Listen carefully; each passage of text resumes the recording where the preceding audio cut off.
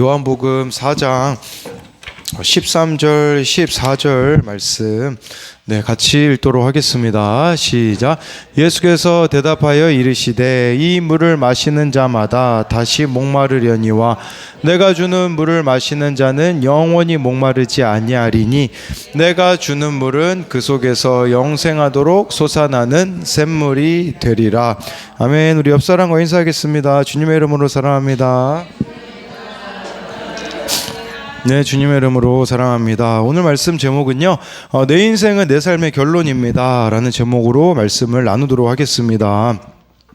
네, 엊그제 좀 이렇게 재미난 광경을 좀 목격을 했습니다. 그건 뭐냐면 저랑 이제 첫째 아들, 둘째 아들이 같이 씻는데 우리 둘째 한결이가요, 예찬이가 그 물건을 주스려고 화장실에서 딱 고개를 숙이니까 갑자기 자기 형 머리에다가 손을 얹더라고요. 이 한결이가 손을 얹더니 이렇게 얘기하더라고요. 하나님, 예찬이와 함께 해주세요. 이렇게 이야기를 하더라고요. 뭐냐면 이 안수기도 하는 것을 보고서는 따라하는 거예요. 그래서 자기 형 보고 예찬이 형도 아니고 예찬이와 함께 해달라고 이렇게 하는 모습을 보게 되었습니다. 이 자녀도 그렇고요. 우리도 참 본대로 행하는 게 있지 않습니까? 그렇기 때문에 자녀의 모습을 보면서 또 나를 돌아볼 수 있는 그런 기회가 된다라는 사실입니다. 지난 9월 천안의 어떤 초등학교에서 발생한 집단 폭행 사건이 있었습니다. 남학생 3명이요, 여학생 1명을 폭행하고 이것을요 18명의 아이들이 지켜만 보고 있어서 모두 충격을 주었습니다. 이 사건을요 이제 학교폭력위원회에 맡겼는데 결과가 나왔습니다. 자신을 집단폭행 피해자 아버지라고 말한 A씨가요 기대 이상의 만족할 만한 결과를 가지고 나왔다고 하였습니다. 이번 경험을 바탕으로 억울한 일을 당한 다른 분들도 돕겠다라고 하면서요, 이 초등학교 6학년 딸을 집단 폭행한 가해 학생들의 징계 결과가 남학생 3분은 8호 처분을 받았다고 합니다. 9호가 그 퇴학이거든요. 8호 처분은 강제 전학인 거죠. 또 여학생 2명은 3호 처분을 받았다고 전했다고 합니다. A씨는 해당 결과를 가지고 형사고소를 할 것이고 형사고소가 끝나면 민사소송을 진행할 것이라고 하면서 민사소송이 끝나면 모든 자료를 가지고 중학교, 고등학교, 대학교, 직장에 2년 주기로 계속 뿌릴 예정이라고 밝혔습니다. 그러면서 이분의 목표는요, 제발 용서해줘라는 생각이 들게 하는 게 자신의 목표라고 하였습니다. 물론 저도 이 학교폭력위원회 우리 청소년 아이들이 몇 번 이렇게 피해자로 간 적이 있어서 가보면 가해자와 가해자 부모가 너무 뻔뻔한 경우들이 있어요. 그런 경우가 있기 때문에 이런 것이 마땅하다라는 생각이 들지만 저는 근데 이게 과연 해결될 수 있을까, 이런 방식으로 뭘 이야기하고자 하는 거냐면요, 2년에 한 번씩 그 가해자가 다니는 학교에다가 이런 것들을 알렸을 때 그런 방식으로 계속 직장까지 간다고 하지 않습니까? 그런 방식으로 과연 온전히 해결되어질 수 있을까? 제가 보기에는 그 전에 이 가해자도 정말 돌이키는 마음이 있고 또 이 피해자 측도 용서하는 마음이 이루어져서 그 전에 화해가 이루어지면 얼마나 좋을까 하는 생각을 해보게 되었습니다. 오늘 말씀을 내 인생은 내 삶의 결론입니다 라고 잡은 것은, 오늘 말씀에서 예수님이 사마리아 여인을 만나시는데 이 사마리아 여인의 모습이 저와 여러분들의 모습일 수 있다라는 것이에요. 그랬을 때 이 사마리아 여인 예수님을 만나서 회복이 되고 희망을 가졌듯이 저와 여러분들도 어떻게 하면 예수님 안에서 희망을 가질 수 있을지를 같이 보도록 하겠습니다. 첫 번째로요, 사마리아 여인은 정오에 물을 뜨러 갔습니다. 요한복음 4장 5절 6절 말씀을 같이 읽어보도록 하겠습니다. 시작. 사마리아에 있는 수가라는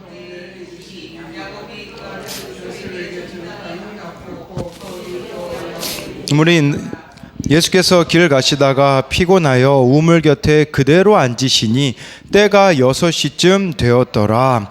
예수님이요 사마리아에 가셨습니다. 근데 예수님이 유대인이셨잖아요.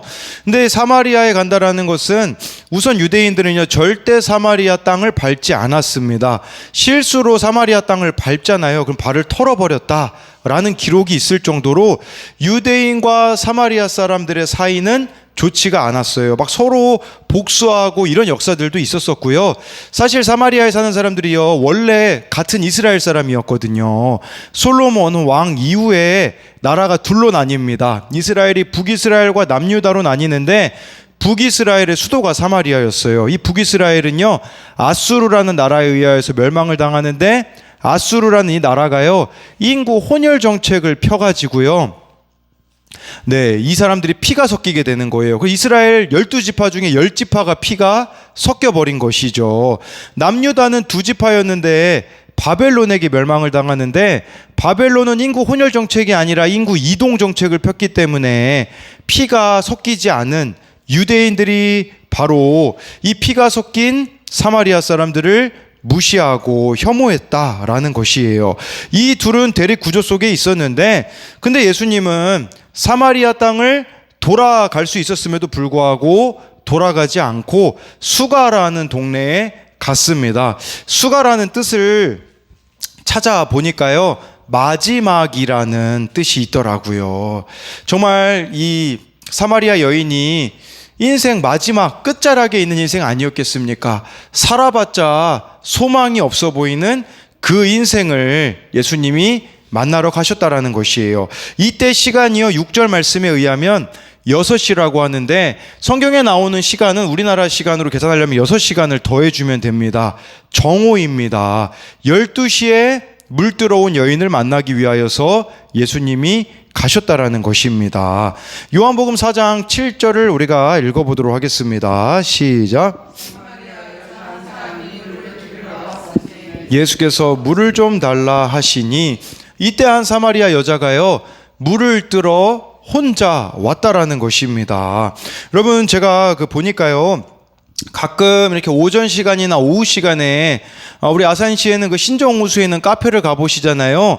어떨까요? 아줌마들 천국입니다. 대부분 다 아줌마들밖에 없어요. 왜냐하면 그 시간에 이제 남자들은 일하러 가거나 하다 보니까 거의 대부분 아주머니들끼리 이렇게 앉아서 차 마시는 시간이 그 시간이죠. 아주머니들이 모여서 무슨 얘기 하겠습니까? 예, 우리 여자들이 모이면 또 뒷담이 빠져서는 안 되겠죠. 이 뒷담이 우리의 활력소 아니겠습니까? 여러분, 뒷담이라도 해야 살지 않겠습니까? 남편 욕이라도 좀 해야 속이 시원하잖아요. 그러니까 지금 이 여자는요, 혼자 물 들어왔어요. 제가 이야기를 드리는 것은요, 그 당시 여자들은요, 물 들어가는 시간이요, 뒷담하는 시간이었거든요. 집에서 일어난 일도 이야기도 하고 좀 이야기를 해야 살 수 있는 게 아니겠습니까? 그런데 이 여자는 혼자 물들어 갔다라는 거예요. 그리고요, 정오는요, 12시에는 물 들어가는 시간이 아닙니다. 왜냐하면 그 당시 물 들어가는 곳은 멀리 있었고요. 그렇기 때문에 이른 아침에 가거나 아니면 해가 지고 나서 갔을 거예요. 그리고요, 이 정오는 아마 다른 사람들은요, 낮잠 자는 시간이었을 겁니다. 중동 지방에는요, 여러분, 너무, 저도 필리핀에서 그 유학 생활을 했잖아요. 너무 덥다 보니까 필리핀 사람들은 다 낮잠을 자거든요. 너무 더우니까 잘 수밖에 없어요. 이 시간에는 사람들이 낮잠을 자고 활동하지 않는 시간, 나만 깨어있는 시간이라고 볼 수가 있었던 것이에요. 그런데 이 여인은 왜 혼자 물을 뜰 수밖에 없었을까요? 그녀가 가지고 있는 수치와 아픔이 있었기 때문에 다른 사람들과 이야기할 수 없는 그런 인생의 끝자락에 있는, 그냥 우리로 말하자면 자살하기 직전인 그런 상황인 여인을 예수님이 만나러 가셨다라는 것입니다. 요한복음 4장 4절에요, 이런 말씀이 있습니다. 우리 같이 읽어보겠습니다. 시작. 네, 사마리아를 통과하여겠는지라라고 하는데, 원어로 보면요, 이렇게 나와 있어요. 그러나 그분은 반드시 사마리아를 통과해 가셔야 했다라는 것입니다. 저와 여러분들에게도요, 반드시 가야 할 사마리아가 있다라는 것이에요. 이 사마리아는 어떤 곳일까요? 정말 저와 여러분들이 가고 싶어 하지 않는 곳이 될 수가 있어요. 마주하고 싶지 않은 사람, 가고 싶지 않은 곳이 사마리아인데 예수님은 그곳을 반드시 가셔야 되었다라는 것은 저와 여러분들도요 마찬가지예요.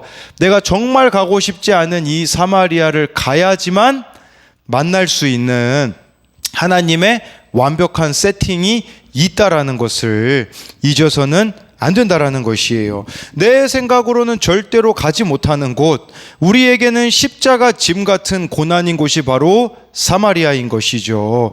그렇게 사마리아 예수님이 가셨을 때 사마리아 여인을 만나셨듯이 저와 여러분들이 외면하고 싶은 사마리아를 통과할 때에 하나님의 계획하심을 발견하게 되어진다라는 것입니다. 그래서 이것에 대한 적용 질문도요, 내가 가기 싫어하는 사마리아는 어디이며 누구입니까? 하나님이 주신 마음에 순종하여 갔을 때 하나님의 완벽한 세팅을 경험한 적이 있습니까? 라고 이렇게 우리가 우리 자신에게 한번 질문해 볼 수가 있는 것입니다. 두 번째로요, 사마리아 여인에게 예수님은 남편을 데려오라고 하셨습니다. 요한복음 4장 15절 16절을 같이 읽어보도록 하겠습니다. 시작. 여자가 이르되 주여 그런 물을 내게 주사 목마르지도 않고 또 여기 물 기르러 오지도 않게 하옵소서. 이르시되 가서 내 남편을 불러오라. 인생이 목마른 사마리아 여인이 예수님이 목마르지 않는 생수를 가지셨다라고 하니까 그거를 달라고 하는 겁니다. 이걸 줘서 저 이제 물 좀 그만 들어오게 해주세요 라고 이야기하는 이 사마리아 여인의 모습이 저와 여러분들의 모습일 수 있어요. 우리는요 딱 수치만 없애달라고 해요. 문제만 해결해 달라고 하는 거예요. 이게 우리들의 모습일 수 있어요. 마치 아담과 하와가 선악과를 따먹고 나서요 수치를 느껴서 무화과 나무 잎을 엮어 입은 옷처럼 순간의 부끄러움 수치만 가려달라고 말하는 거, 그게 우리들의 모습일 수 있다라는 것이에요. 제가 몇 번 이야기 드렸잖아요. 중학교 때 부정행위를 제가 했다고요. 답을 보여줬잖아요. 답을 보여줬을 때 부모님께 저는 수치를 당해야 했거든요. 근데 그 수치 안 당하려고요 성적표를 딱 그 빵점 처리 맞은 성적만 가리고 복사해가지고 그 수치만 넘어갔잖아요. 어땠을까요? 괴롭더라고요. 누군가가 부정행위라는 단어만 말해도 알레르기 반응이 있더라고요. 여러분, 이 순간에 문제만 해결된다고 수치만 약간 덮어진다고 해서요 해결되어지지 않는다라는 것을 말씀을 드리는 것이에요.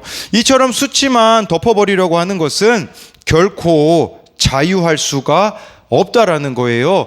그래서 예수님은요 수치만 덮으려고 하고 있는 이 사마리아 여인에게요 근본적인 문제를 지적하십니다. 16절에 보니까 내 남편을 불러오라 라고 말씀하셨어요. 요한복음 4장 17절 18절을 계속해서 보도록 하겠습니다. 시작.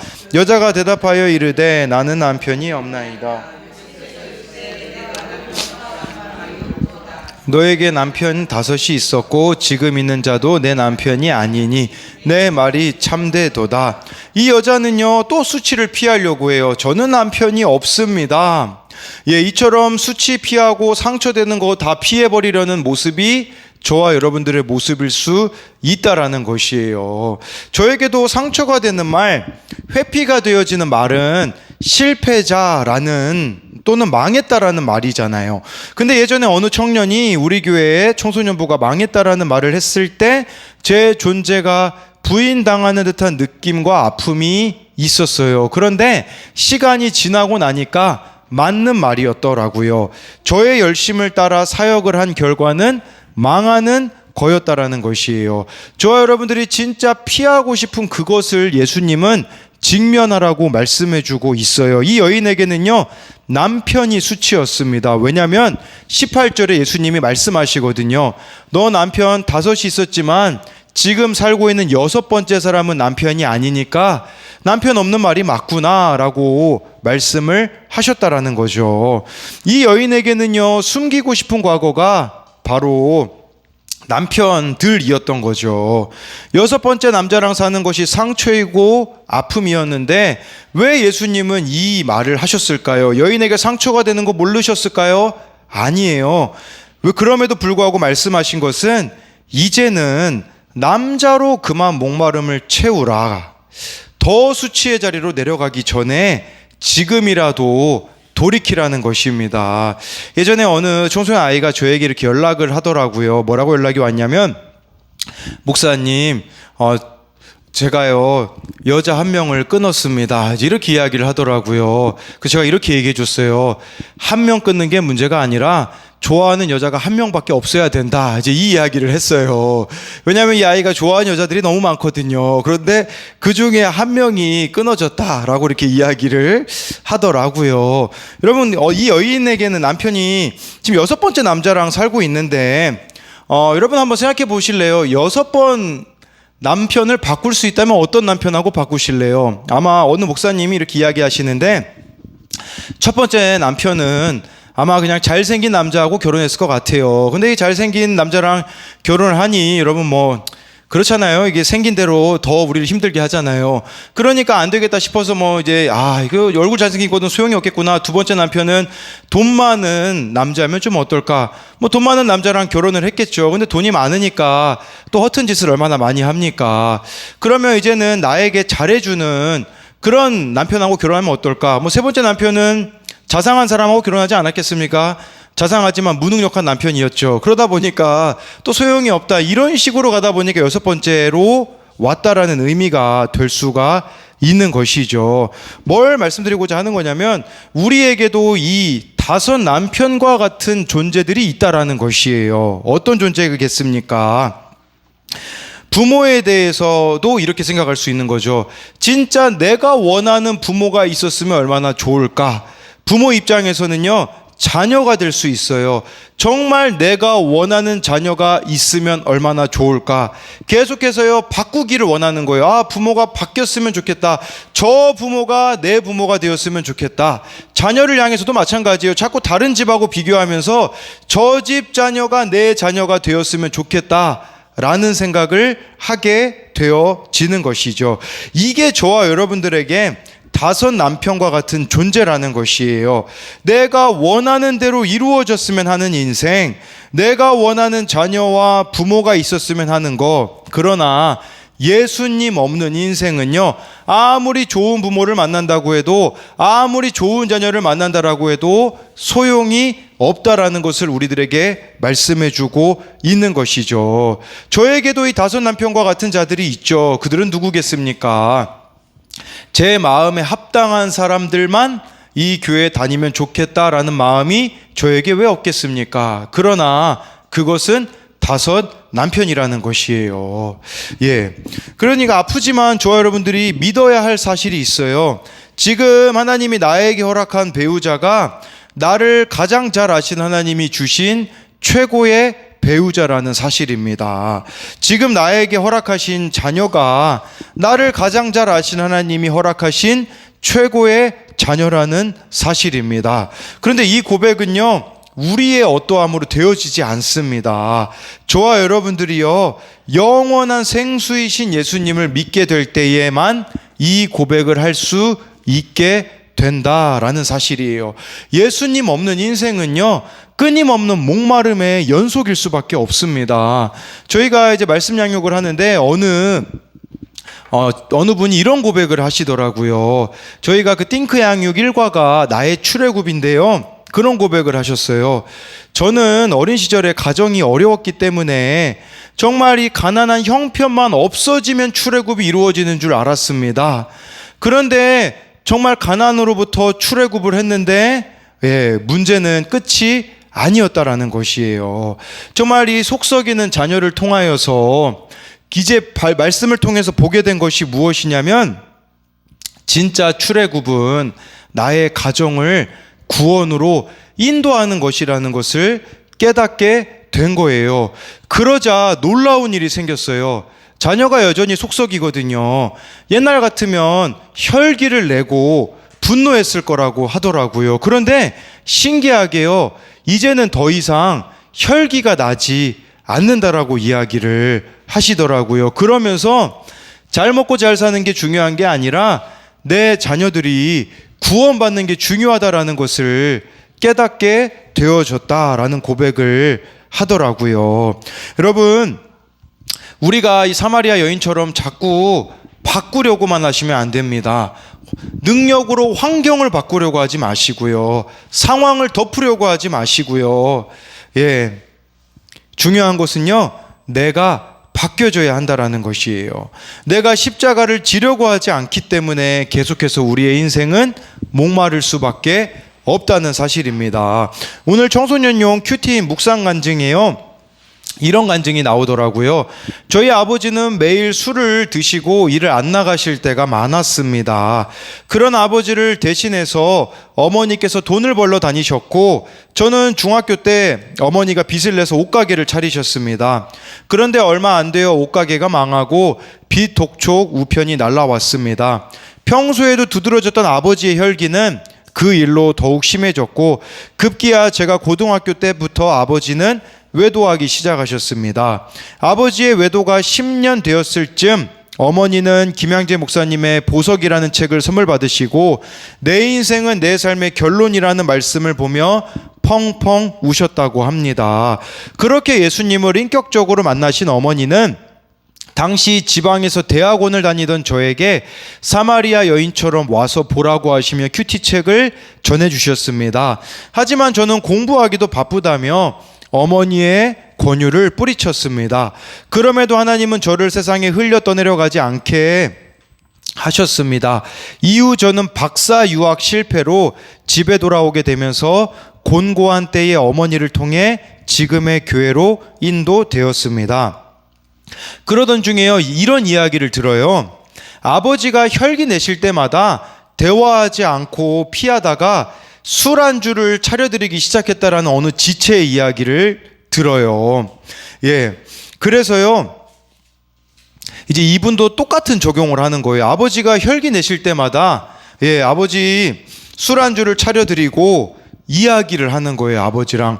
처음에는요, 5분 대화하는 것도 어려웠다고 하더라고요. 근데 나중엔 어떻게까지 되냐면요, 이 아버지와 5시간 동안이나 이야기를 하게 되었다고 합니다. 그때 어떤 일이 벌어지는 줄 아십니까? 아버지가요, 15년의 외도를 끊어내셨다고 해요.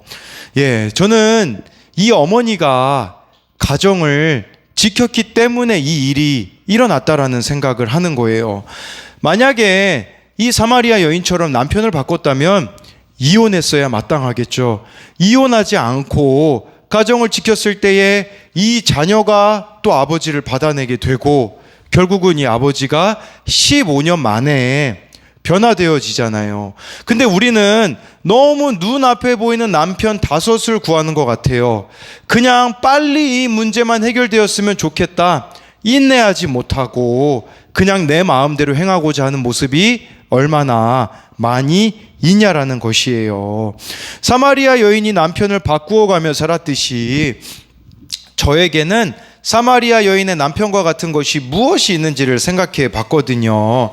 그것은 무엇이냐면, 저는 모든 사람들에게 인정받고 싶고 좋은 평가를 받고자 하는 것이 저에게는 바로 사마리아 여인의 남편들과 같은 것이었습니다.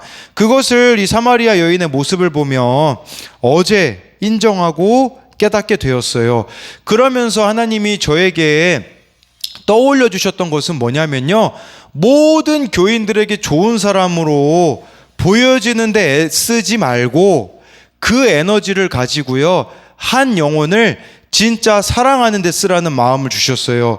떠올려줬던 아이가 누구냐면, 우리 교회에 힘든 아이가 있어요. 예, 이 아이가 지난 주일에 청소년부 예배를 드리는데, 얘는요 원래 오전 예배부터 나오는 애거든요. 근데 청소년부 예배 드리는데 30분이나 지각을 해서 왔더라고요. 그런데 이 아이가 와가지고요, 그런 얘기를 하더라고요. 집이 먼데 낮잠 자다가 일어나자마자 예배 드리러 온 거라고 하는 그 아이의 모습을 보면서, 예, 제가 이 아이의 상처를 다 알고 있거든요. 형편을 다 알고 있거든요. 이런 아이를 소중히 여기는데 저의 에너지를 써야 되는데 그게 아니라 저는 제가 좋은 사람이 되어지는 거, 제가 유명해지는 거, 거기에만 관심을 가진 남편 5이 있는 사마리아 여인과 같은 모습을 보게 되었다라는 것입니다.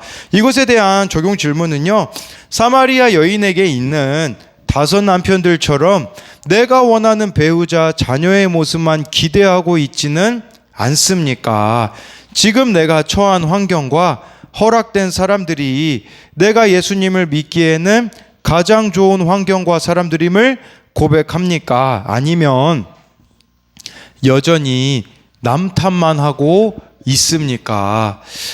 우리 교회가 이제 1월 25일부터 27일에 우리들 교회 청소년부 수련회를 가려고 해서 제가 어제 그 청소년부 그 담당분에게 문의를 드렸어요. 그런데 갈 수가 없다라는 얘기를 들었습니다. 왜 그러냐면 이미 11월 달부터 다른 교회에서는 딱 100명만 받기로 했대요. 왜냐면 1600명이 이번 수련회에 오는데 다른 교회 외부 우리들 교회에서 아마 1500명이겠죠. 100명은 이제 외부 교회에서 받는데 이 외부 교회에서 벌써 160명이 신청했기 때문에 더 이상은 받을 수 없다라는 이야기를 들었는데 저는 이미 10월 달부터 문의를 했었거든요. 그런데 여기 수련회를 꼭 가야 되는 마음이 있는데 갈 수 없다는 얘기를 듣자 그렇게 이야기를 드렸어요. 이번 수련회가 수원에서 하는데 왔다 갔다라도 숙박을 안 하더라도 꼭 이번 수련회를 갈 수 있게 해주면 안 되겠느냐라고 이야기를 했거든요. 왜 그런 줄 아세요? 우리 교회에 어떤 아이가 부모님이 2월 달에 이혼 날짜가 잡혔거든요.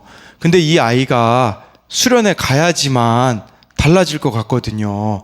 제가 아무리 가서 그 부모한테 이야기한다고 달라질 게 아니라 이 아이가 스스로 느껴서 부모님에게 가가지고 이야기하면 이혼을 막을 수 있다라는 생각이 들더라고요.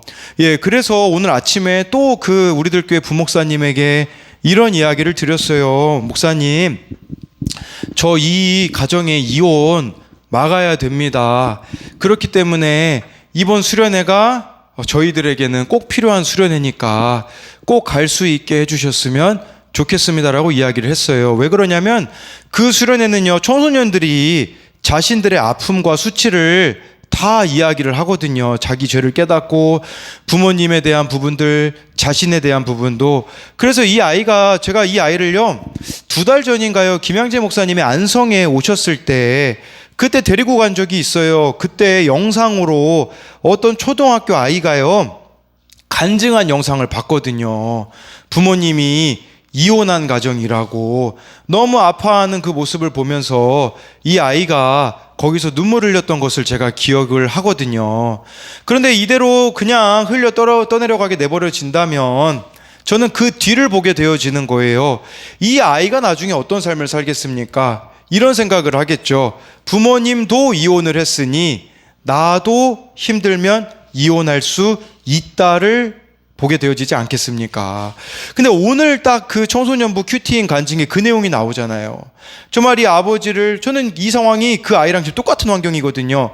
아버지가 하는 일이 없어요. 혈기 부리거든요. 근데 이 아이는요, 아예 아버지를 만나고 싶어 하지조차도 않아요. 대화 나눌 생각조차도 하지 않거든요. 그런데 이 아이가 십자가만 질 수 있다면 저는 이 가정이 회복될 수 있을 거라고 생각을 하고, 언젠가는 이 가족이 회복되어서 이 오늘 묵상 간증에 나온 그 고백이 되어질 수 있을 거라는 그 확신을 하게 되어지니까 더더욱 가만히 있을 수가 없더라고요. 저와 여러분들이요, 그냥 내 생각, 내 방법대로 결정하지 않으셨으면 좋겠어요. 이 사마리아 여인처럼 어쩔 수 없어서 남편을 얻는다라는 핑계를 대지 마시고, 정말 내가 원하지 않는 환경과 사람들이기 때문에 바꿔버리려고 하지 마시고, 그 인생의 목마름을 느낄 때에 저와 여러분들이 생수의 근원 되시는 예수님께 나아갈 때에 해결되어질 수 있다라는 것이에요. 여러분, 이 요한복음에 나오는 사마리아에 대한 이야기 사도 요한이 기록한 거거든요. 누가 이 사도 요한에게 이야기해 줬을까요? 제가 봤을 때는요, 예수님이 이야기해 주셨다기보다는요, 이 사마리아 여인이 사도 요한에게 직접 이야기해 주고 그게 지금 기록으로 남았다라는 것은 무슨 말이겠습니까? 예전에는 이 여인이 남편이라는 단어만 들어도 알레르기 반응이 일어났다면 예수님을 만나고 나니까요, 드러내도 아무렇지도 않는 거예요. 저와 여러분들에게 죽을 것 같은 일 있지 않습니까? 수가가 아까 마지막이라고 말씀드렸잖아요. 내 인생이 끝장난 것과 같은 사건들과 어려움이 있지 않습니까? 그런데 그 가운데 저와 여러분들이 예수님을 만난다면요, 끝이 아니라는 것입니다. 새롭게 시작할 수 있다고 예수님은 우리들에게 말씀해 주고 있으니 어렵더라도 말씀이 말씀하시는 대로 따라가고 살아내는 저와 여러분들이 되기를 소망합니다.